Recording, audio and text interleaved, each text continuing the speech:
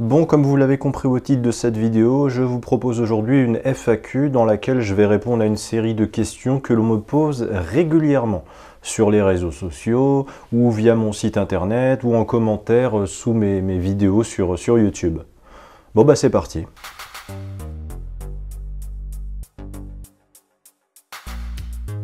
J'ose critiquer l'islam publiquement aujourd'hui en France parce que c'est dangereux de le faire. Il n'a pas toujours été dangereux en France de critiquer l'islam en public par le passé. En l'an 1900, ce n'était pas dangereux. En l'an 1950 non plus, ce n'était pas dangereux.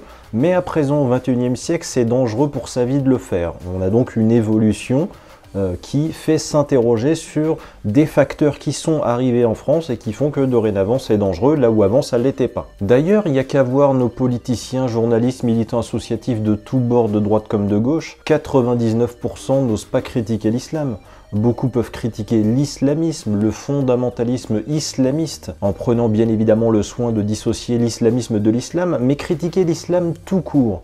Presque personne n'ose le faire publiquement maintenant en France, car tout le monde a peur pour sa vie. Que critiquer l'islam soit dangereux en France prouve que l'islam a forcément un impact néfaste et permanent dans notre pays. Rendez-vous compte, on est au XXIe siècle en 2019 en France, un pays pourtant laïque, aux racines non islamiques, mais après tout, on ne sait pas pourquoi, tout le monde s'est habitué, tout le monde s'est même résigné au fait qu'il soit normal que dans notre pays, il ne faut surtout pas critiquer l'islam en public. Voilà, dehors, devant tout le monde, que ce soit dans le bus, dans la rue, parce que sinon ça va créer des conflits et puis c'est dangereux pour sa vie, bien évidemment. Eh bien moi, je ne l'accepte pas. C'est pas normal qu'en France, pays laïque, il soit dangereux pour sa vie de critiquer publiquement une religion. Donc pendant que c'est légal de le faire dans ce pays, eh ben, j'ouvre ma bouche, voilà, et je dis ouvertement pourquoi je n'aime pas le Coran, qui est quand même un livre violent, misogyne et esclavagiste, qui ne mérite pas mon respect et ça devrait relever de la normalité de pouvoir le critiquer dans un pays comme le nôtre. Toutes les idéologies sont critiquables. Les programmes politiques, les doctrines économiques, les méthodes de psychanalyse, d'enseignement de la lecture à l'école, les religions. Pourquoi l'islam devrait être la seule idéologie incritiquable ?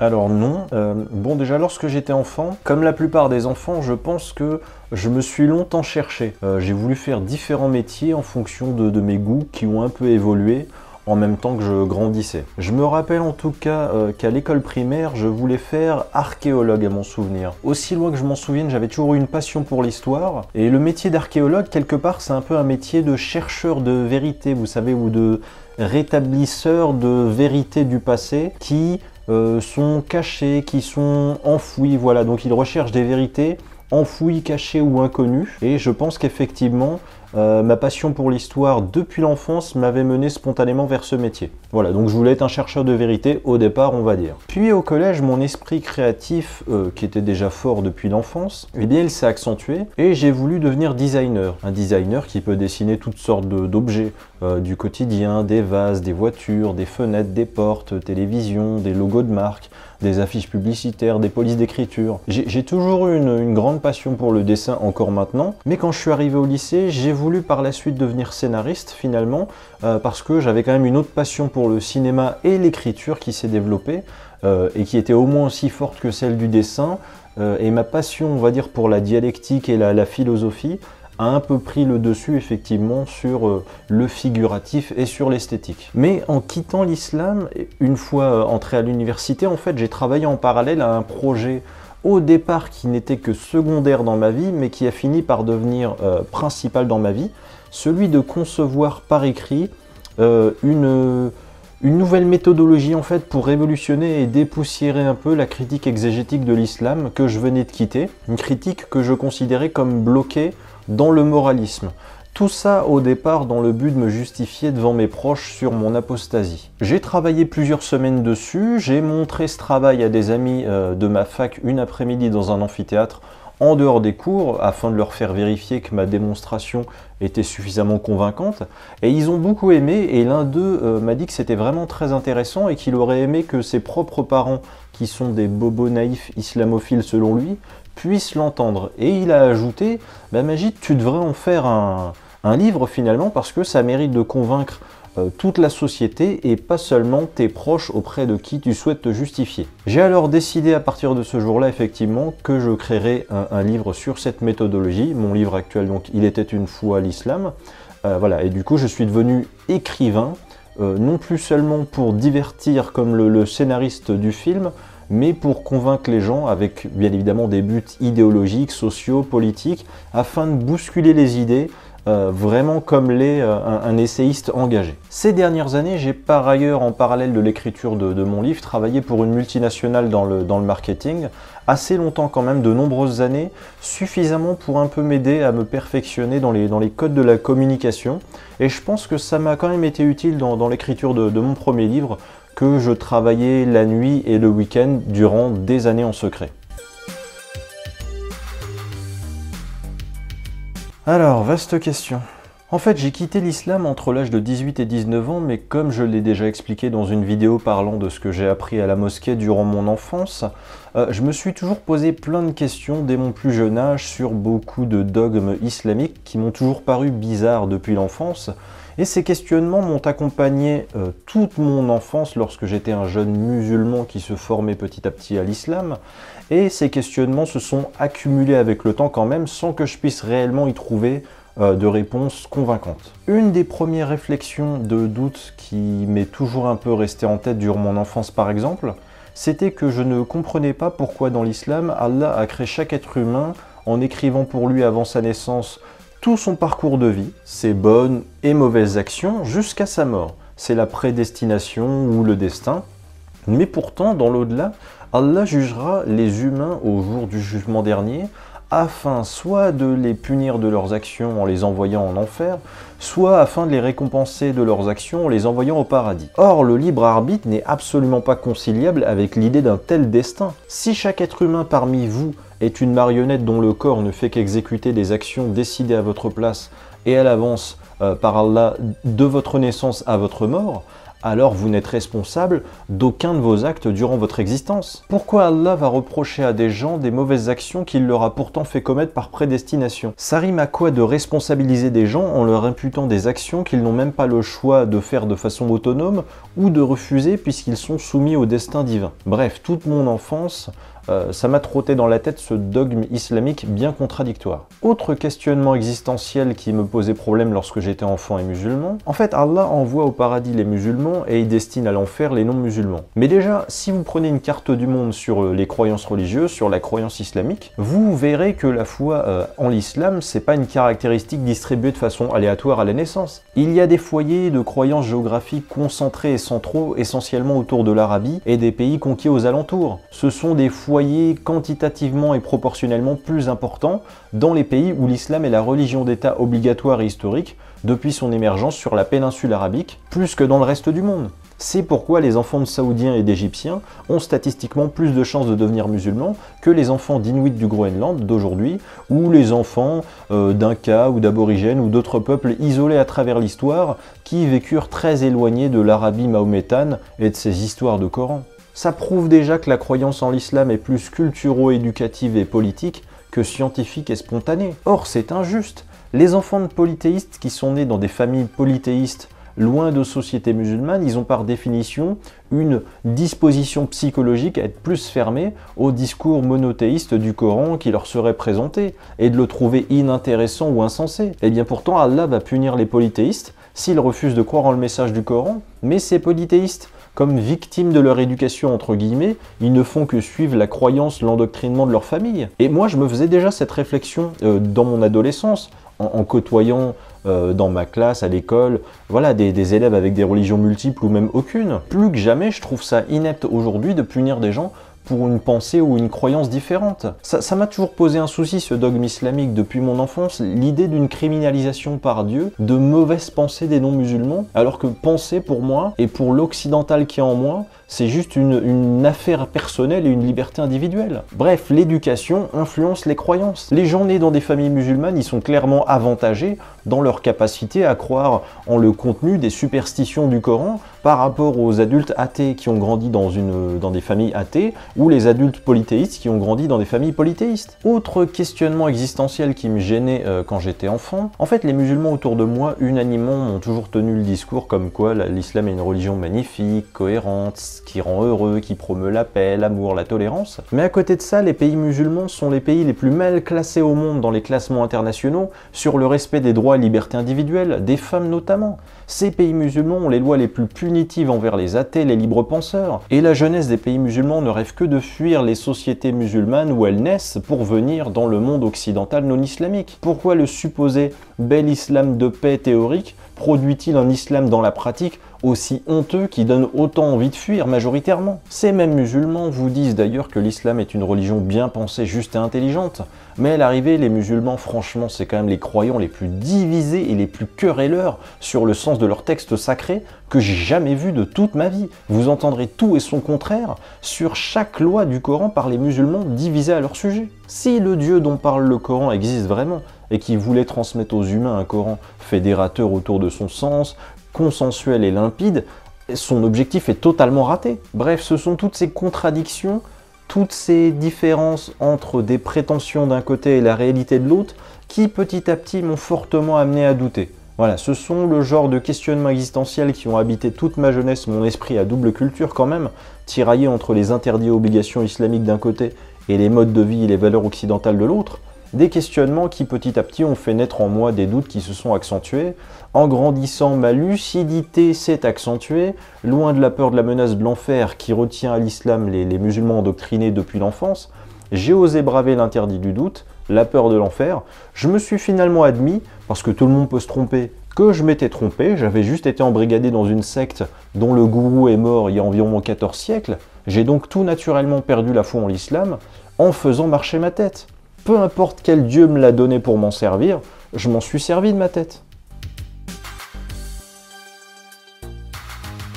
Absolument pas, et je crois même, au contraire, que critiquer l'islam aide à éviter les amalgames entre l'islamité et l'arabité. Ceux qui disent que critiquer l'islam, c'est du racisme anti-arabe, ça perpétue le racisme anti-arabe, ou ça incite en tout cas au racisme anti-arabe, c'est eux, pour moi, qui font un vrai amalgame. Une foi religieuse, c'est une conviction métaphysique et acquise. On ne l'a pas depuis la naissance. Tandis que la couleur de peau, ou l'apparence, ou la race, c'est physique et inné. En plus que des Arabes critiquent l'islam, ça prouve justement que tous les Arabes ne sont pas nécessairement musulmans ou pro-islam. J'ai même déjà reçu, je vais vous dire, ça m'est déjà arrivé, des messages à titre privé de gens qui sont venus me parler en tant que racistes repentis, on va dire, et qui m'ont dit qu'avant de me connaître et avant de découvrir mon travail, eh ben, ils détestaient tous les Arabes sans exception et que pour eux, arabe était égal à musulman définitivement, c'était comme ça dans leur tête. Puis en découvrant mon travail, en étant convaincu par mon travail, par mon regard politique sur la France, voire même mon utilité dans le débat public et mes convictions qu'ils trouvaient justes, eh bien ces gens ont finalement compris, c'est ce qu'ils m'ont dit, qu'ils n'avaient plus à juger des gens nécessairement selon leur apparence, leur couleur de peau ou leur prénom, et du coup ils m'ont avoué que je les ai sans doute aidés à tourner le dos au racisme, donc à ne plus faire des amalgames sur les Arabes ou à détester de façon générale tous les Arabes. Donc je le redis, un Arabe qui critique l'islam permet au contraire de bien rappeler que l'islam c'est une idée sans rapport avec l'arabité physique, avec l'apparence de la personne, et du coup ça n'a aucune raison de justifier des amalgames racistes ou de créer du racisme.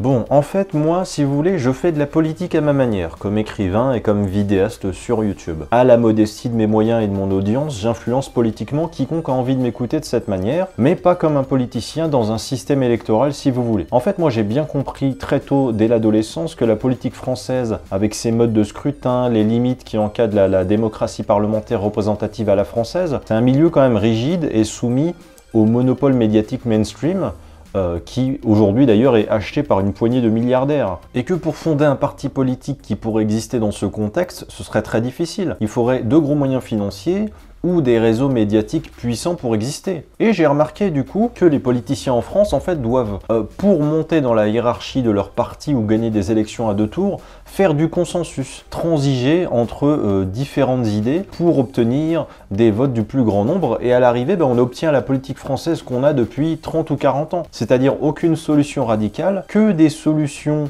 molles à cheval entre deux tendances, dans un peuple aujourd'hui dont la moitié des membres sont plutôt à droite et l'autre moitié plutôt à gauche, et on a deux blocs inconciliables malheureusement sur tous les sujets, immigration, écologie, économie, souveraineté. Donc je préfère, si vous voulez encore être à ma place, faire de la politique à ma manière en influençant plus qu'en représentant. Ça me semble plus accessible et efficace à mon niveau. Par contre, avec la sortie de mon second livre dont le sujet est la criminalité, je vous en parlerai bien avant la fin de l'année 2019.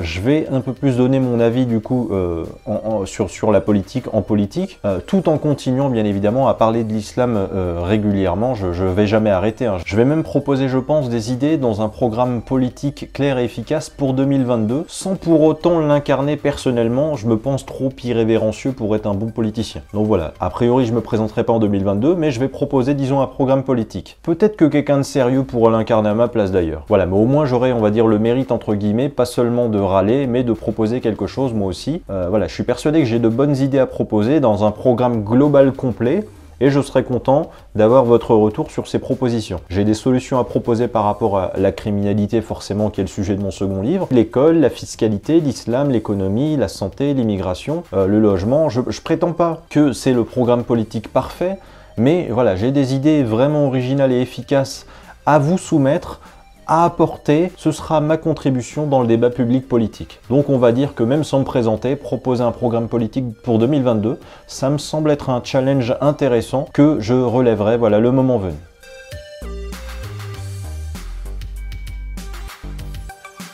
Ça dépend de ce que l'on entend par la droite et la gauche. En fait, pour résumer de façon caricaturale, la gauche c'est le parti de l'égalité, là où la droite c'est plutôt le parti de la liberté. Et je ne me pense pas spécialement, honnêtement, plus de gauche que de droite. Je pense être un peu des deux, on va dire. Je suis quand même un fils d'ouvrier né en HLM, je suis sensible à la condition des gens modestes, au mérite qui ne s'achète pas par l'argent, mais en même temps, eh bien, je suis un homme qui aime le respect de l'autorité, la liberté entrepreneuriale, la sécurité. Par contre, je pense quand même deux choses par rapport à ce clivage. D'abord, du fait de mes positions par rapport à l'immigration massive à réduire drastiquement dans ce contexte de crise où nos pauvres devraient être la priorité, et au fait que je sois contre l'immigration clandestine, que je sois contre l'islamisation de la France, pas seulement par défense de la laïcité, mais aussi parce que je pense que toutes les cultures ne se valent pas, et que la culture islamique tire l'humanité et tire la raison occidentale vers le bas. Du fait de tout cela, je me suis habitué à l'idée que les gens me voient comme un individu de droite, comme, osons le dire, même un arabe de droite si vous voulez. Et je pense aussi autre chose. Je vous ai dit, la gauche c'est plutôt l'égalité et la droite plutôt la liberté. Je pense que quand des patriotes ont besoin de lutter contre une oligarchie injuste qui a des méthodes dictatoriales s'opposant à la volonté populaire, ce n'est pas la valeur de gauche, cependant ô combien utile, de l'égalité qui permet cette lutte, mais c'est plutôt celle de la liberté. La liberté de s'exprimer de façon directe ou par l'humour ou par la caricature,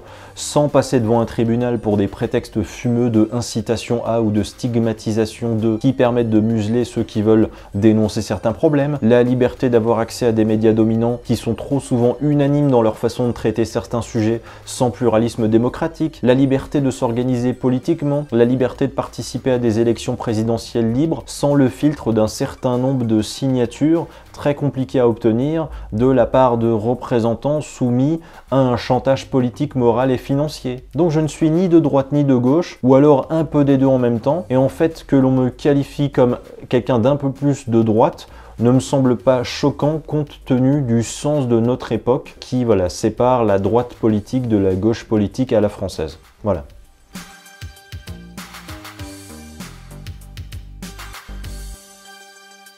Bon, je vais vous proposer quelque chose de très concret et je vais bien vous l'expliquer. Sur internet, je vois à longueur de journée des gens sincères qui proposent des solutions pour lutter contre l'islamisation de notre pays, qui, à cause de l'islam, j'en suis désolé, est un pays qui devient de moins en moins uni et paisible et de plus en plus obscurantiste et liberticide. La faute à des décennies d'erreurs fatales de la part de politiciens couards et carriéristes en France qui ont participé à faire construire des milliers de mosquées partout sur tout notre territoire, ce qui a respectabilisé le culte musulman, ce qui a permis de créer des points d'ancrage culturel de cette religion, ou envoyer des générations d'enfants pour s'y endoctriner à la haine mécréanovore du Coran. Mais la plupart de ces gens qui ont des solutions pour lutter contre l'islamisation de la France, que leurs solutions soient bonnes ou mauvaises, dangereuses ou non, réalistes ou irréalistes, ils ont souvent oublié une chose majeure, j'ai remarqué, une chose dont ils ne parlent pratiquement jamais. Ils ne pourront pas mettre en application des solutions pour empêcher l'islam de halaliser notre pays, notre société, sans d'abord convaincre la majorité des Français,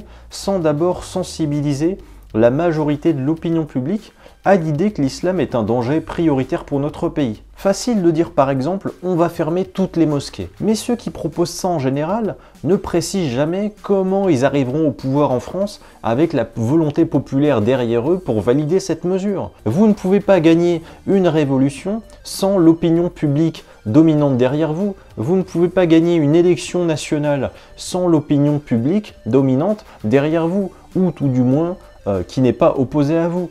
Vous ne pouvez pas avoir la légitimité de diriger et d'obtenir le respect des armées et de la police en vous passant de la volonté du peuple, de la volonté démocratique du peuple. C'est pas possible.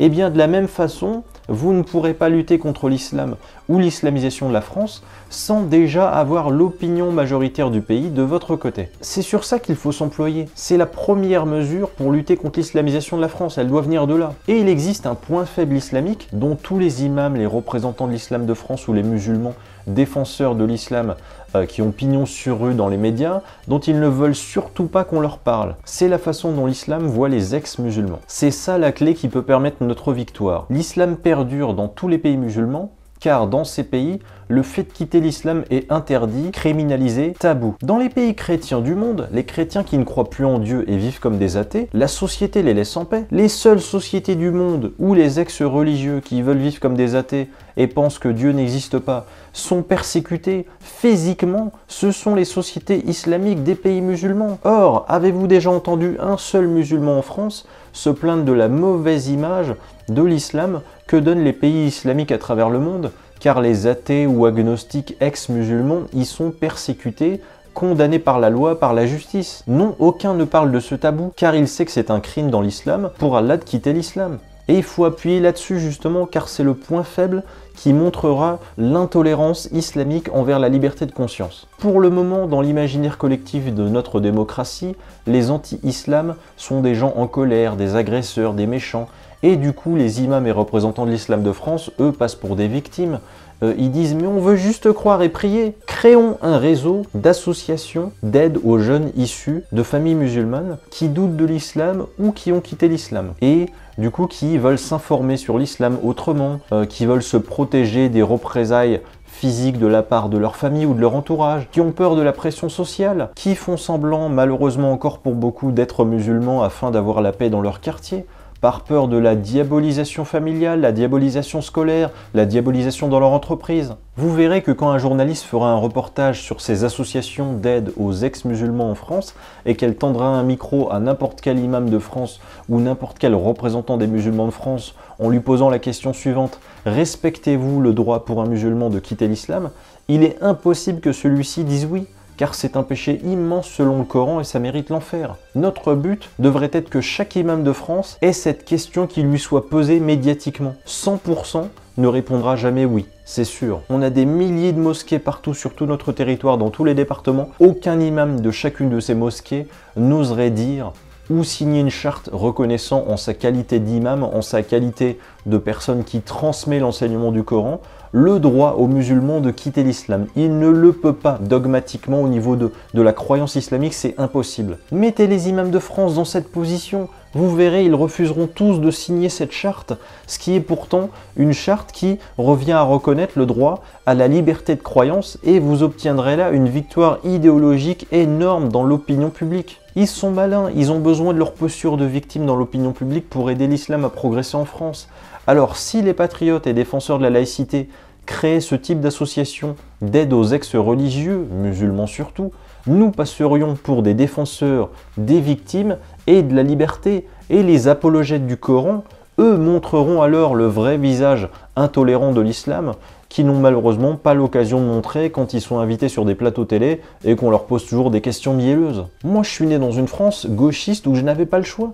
Je suis né dans une famille qui m'a envoyé à la mosquée et à travers l'école ou à travers des associations culturelles, je n'avais aucun contre-exemple qui permettait de me désendoctriner d'un endoctrinement religieux. Mais si de nouvelles générations de Français naissent dans des foyers musulmans depuis une France où la mosquée du quartier n'est plus la seule alternative spirituelle et qu'il existe des associations d'aide, des associations rationalistes qui aident les ex-musulmans dans toute la France pour en rencontrer, pour discuter avec des gens formés qui proposent un contre-discours efficace face au Coran, et que les pouvoirs publics défendent cette liberté de tourner le dos à la religion au nom de la défense de la laïcité, et que ça se sait dans toute la France, vous verrez que les jeunes musulmans, dans le doute, auront moins peur de se questionner, ils auront moins peur de quitter l'islam. Ils verront qu'ils ne sont pas seuls, que beaucoup d'autres ex-musulmans ont fait ce pas. Aujourd'hui, c'est pour ça qu'en France, il y a très peu d'ex-musulmans, ou même dans le monde, natifs d'un pays occidental. Moi, je suis peut-être le seul exemple connu que vous connaissez